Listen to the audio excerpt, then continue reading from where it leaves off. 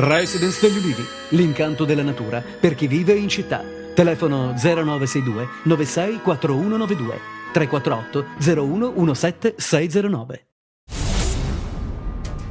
La squadra mobile della Questura di Reggio Calabria all'alba di stamani ha arrestato Vincenzo Gulli, 42 anni, ricercato per associazione a delinquere di stampo mafioso e tentato omicidio, ritenuto affiliato alla consorteria mafiosa di Roccaforte del Greco, riconducibile alle famiglie Paviglianiti, Pangallo, Maisano. L'uomo, inserito nell'elenco dei 100 latitanti più pericolosi d'Italia, è stato catturato in un appartamento del rione Bocale situato sulla spiaggia.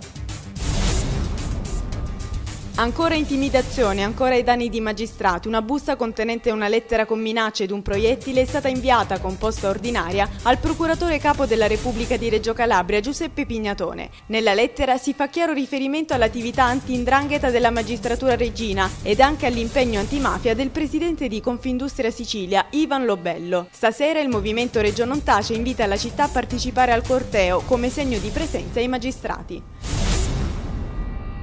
Continua il balletto sull'abolizione delle mini province da parte del governo. Dopo le rassicurazioni di Tremonti era arrivata l'ennesima doccia fredda, con la riconferma del provvedimento che assegnava 2 mesi di tempo ai comuni per scegliere in che provincia stare. A mettere forse la parola fine alla vicenda lo stesso premier Berlusconi, che dal vertice dell'Ocse rassicura: mai parlato di tagli alle province, scampato un pericolo per Crotone e Vibo, dalla manovra anticrisi se ne materializza un altro per l'intera regione con il pagamento del pedaggio sulla 3 Salerno-Reggio Calabria.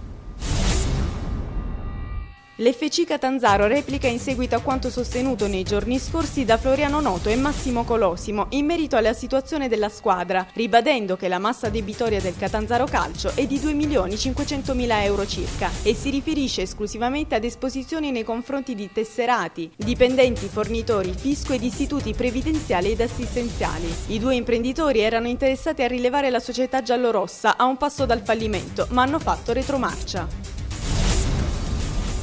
Ieri mattina il presidente della provincia di Cosenza, unitamente agli assessori Lecce e Ruffolo, hanno presentato in conferenza stampa gli investimenti futuri nell'edilizia scolastica e impiantistica sportiva. Un volume complessivo di investimenti sull'edilizia scolastica tra strutture già realizzate tra il 2004 e il 2008 e di prossima realizzazione pari a 102.132.000 euro. Risorse complessive sull'impiantistica sportiva tra opere realizzate e di prossima realizzazione di 32.784.000 euro, con ulteriori 62 milioni di euro stanziati nel piano triennale 2010-2012. È arrivato ieri e resterà fino al 31 maggio prossimo a Catanzaro Lido il quadro della Madonna dei Miracoli. L'arrivo dell'Immacolata dei Miracoli è un evento storico che si terrà nel corso dei festeggiamenti nazionali per il 150° anniversario della consegna del quadro della Vergine da parte di 2 signori ad una suora dell'Ordine dell'Immacolata Concezione di Ivrea. Il 31 maggio l'effigie sarà consegnata alle suore della comunità di Castellaneta. Dopo 50 anni dall'ultima edizione torna da domani 29 maggio al 2 giugno la rievocazione storica del Giro automobilistico delle Calabrie. Il percorso disegnava un gigantesco 8 attraversando in una sola giornata le 5 province calabresi partendo da Catanzaro. L'Automobile Club del capoluogo, in occasione del 50° dell'ultima edizione, ripropone la rievocazione. Madrina d'eccezione della manifestazione la pilota Maria Teresa De Filippis. Si è svolta a Polistena la 3ª edizione della Giornata della Scuola Aperta, evento promosso dall'ITIS del paese reggino. Giornata all'insegna della legalità, del mondo del lavoro, della cultura locale, dell'artigianato e dell'attenzione verso le tradizioni. All'interno dell'istituto industriale sono stati esposti lavori nati dalla creatività degli studenti. Nel corso dell'evento sono stati consegnati i premi Conte Milano, riproducenti l'antico tallero, moneta del 1723.